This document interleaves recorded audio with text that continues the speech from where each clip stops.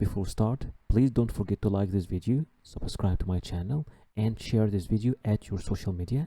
And if you have any question or inquiry, you can write it down there in the comment section or contact me directly at my Instagram. So if we look together at the visa policy of Cote d'Ivoire or the Ivory Coast, just click over this link over here. This page will appear in front of you and will show you all the countries that can travel without any visa. Most of these countries are African countries surrounding the Ivory Coast. For the rest of the world, you will have to apply for a visa through the Ivory Coast embassy in your country. To fill the visa application form for the Ivory Coast, just click over this link over here. This page will appear in front of you, and here you can download the visa application form. Okay, it is opening now.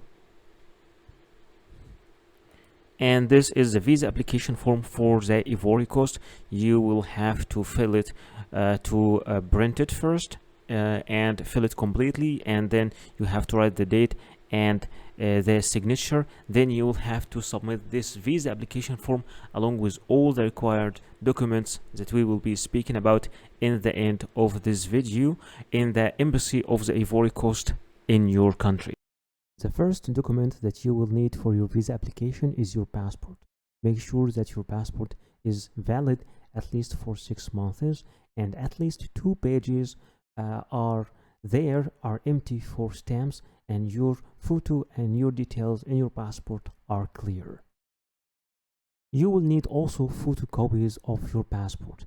At least make sure you have 3 photocopies.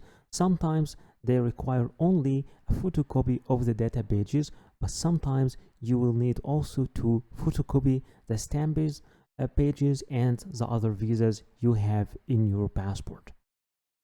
You will also need to submit personal pictures. Make sure that your picture is new, not older than 6 months, with a white background unless the embassy or the visa office tell you something else, and with clear face details. You will also need a visa application form. This visa application form could be filled and submitted online.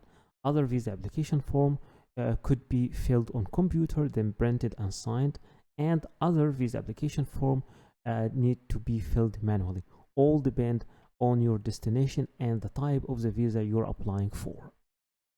You will also need to submit a proof of status.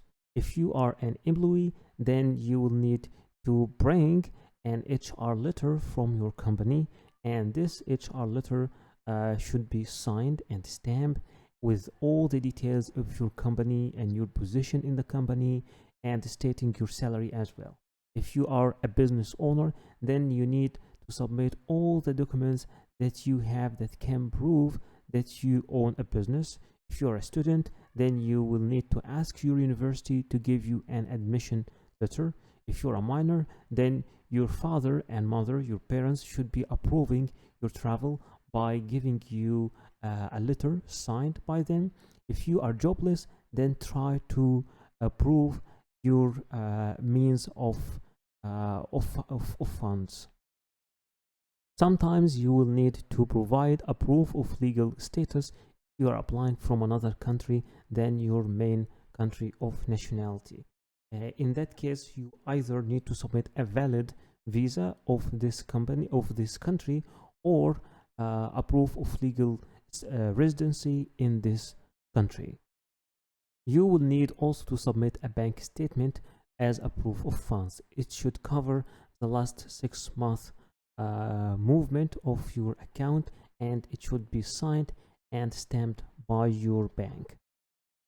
Number 8 is your flight reservation. It should be a round trip, and some countries require you to submit a confirmed ticket, and for others it will be okay to submit a dummy ticket, and I will teach you how to make both of them, the confirmed ticket and the dummy ticket. Number 9 is your travel accommodation or the booking of your hotel. Sometimes it's required to be confirmed, and sometimes it's okay to be an initial booking, and sometimes some countries require you that this booking should cover at least a third of your trip.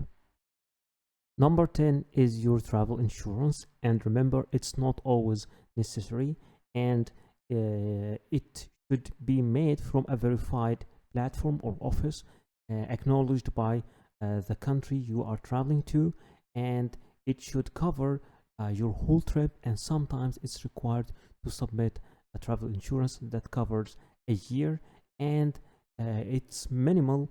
The minimal coverage should be at least 30,000 euros. Remember that before applying for the visa, you will need to contact the embassy or the application office and ask them about if there is any change in the documents, or if there is any special documents required from you, because sometimes documents are different from a country to another.